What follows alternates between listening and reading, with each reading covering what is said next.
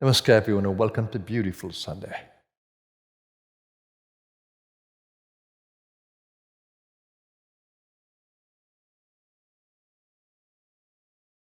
Message of today?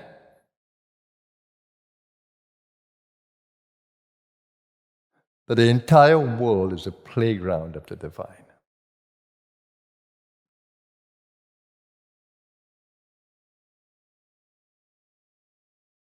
Though we tend to have our preferences, some things we like or we don't like. Some people we favor and some we don't. Some situations we favor and others we don't. It might be full of judgment, conditionality. It is important to understand that the world is a playground of the divine. And the more you can purify your eyes to remove the veils of ignorance, guess what happens? You see God everywhere. So when you're growing in spirituality, one of the markers is that you begin to recognize that it is the divine that is masquerading in all the different forms. What happens then? How do you judge then what is good and what is bad? What is immoral and what is not? When the universe has in it the qualities of sattva, which is light, goodness, rajas, which is the ego, movement, activity, and tamas, which is the darkness. The divine created all of it for its masquerade, its play. But the beauty of the play is that it's a karmic play. It gives the opportunity for the soul to evolve from its ignorance, its tamasic state, into the sattvic state, into light. Tamasomajo tirgamaya, the praise. Lead us from the darkness of ignorance, the tamas, soma, jyotirgamaya, to the light of divinity, sattva, divine awareness.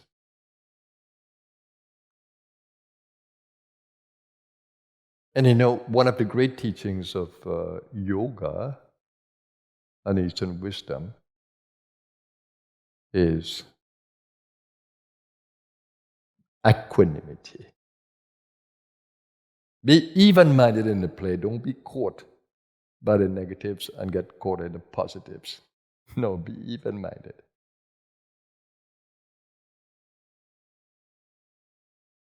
Because an excess of positivity might make you blind to things around you that could be dangerous to get involved in.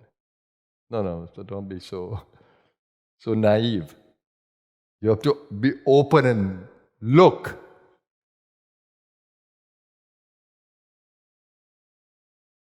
Because there's a lot of deception in the world as well. What might appear to be sattva may not be sattva. It may be tamasic driving what may look like sattva. So you need to be very careful. In a yuga like this, that is still a dark yuga, driven by tamas and rajas. That's why it's so important to do what we do here.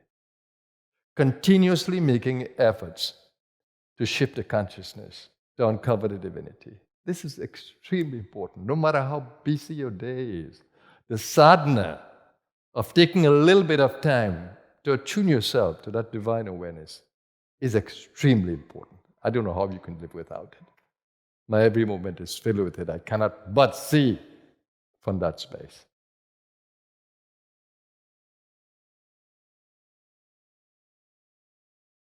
You need to make a little time for this meditation, for this introspection, for this contemplation that can allow you to see the play of the divine and to use wisdom in the play, not to be caught.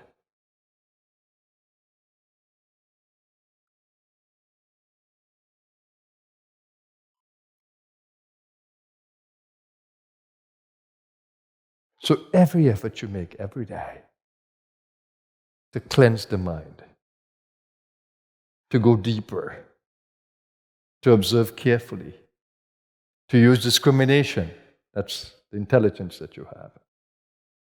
You should absolutely embrace it. Every opportunity. Now, one of the things that I learned very early in my life of sadhana is that sadhana is not just for when you sit in the temple.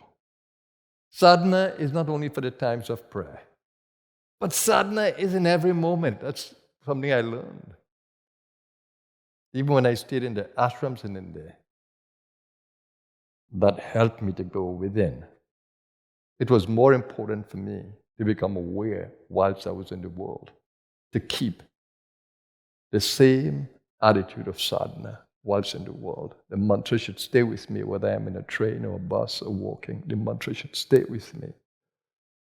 The divine discrimination should stay with me. The practices should stay with me. And that's how I've lived since spiritual awakening. Sadhana has become a lifestyle. But more importantly, learn to remove the wool from your eyes. Tamas, the prayer to take that wool away, that I may see the light, that I may experience the light.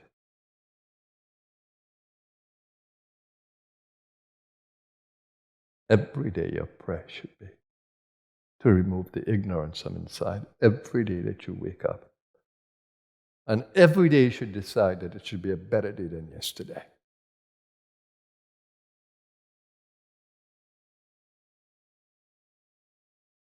Do not lose your awareness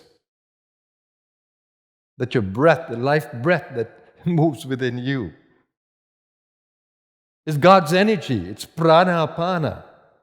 When you sit, if only you can be aware that that life breath is from the divine.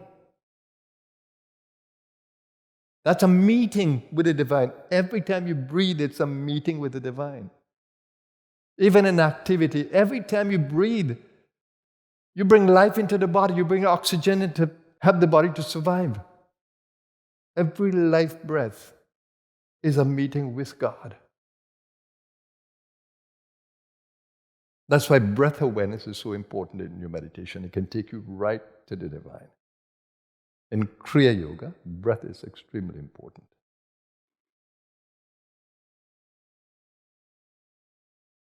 So when you make breathing part of your awareness, it's phenomenal.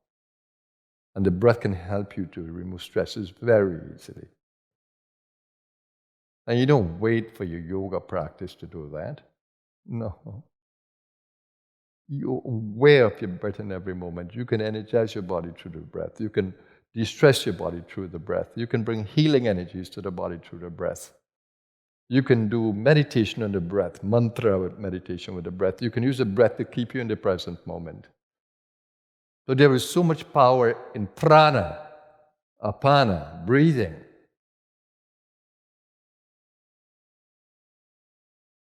You are the divine in human form. You're the divine walking, being active, speaking. You are the divine, you are the divine, you are the divine.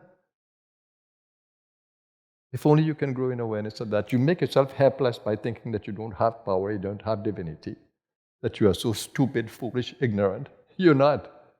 You're the divine.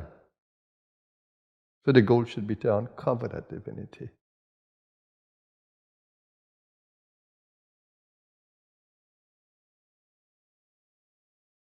How fortunate it is when we can have centers of light like this. When we can have pure souls in the world who can guide us. How fortunate we can be. I'll leave you with that. Have a blessed Sunday, everyone. A joy being with you always. Remember that the world is a playground of the divine. And life is about removing the veils that cover our perception.